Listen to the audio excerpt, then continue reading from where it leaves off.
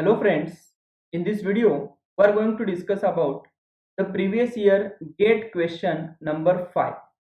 This question they have asked in the exam GATE 98 as well as HAL 2014 examination. Okay.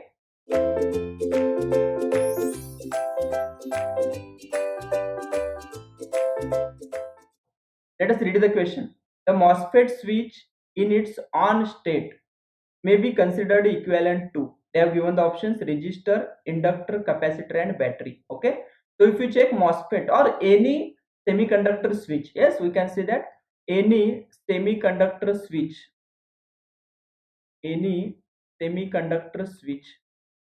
during its on state during on state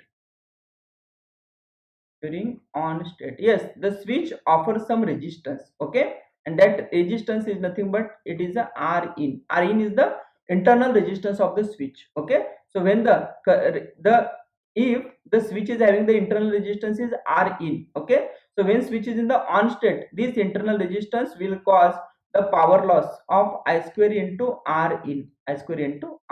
Okay, so for any semiconductor switch during its on state, it will be considered equivalent to a resistor only. Is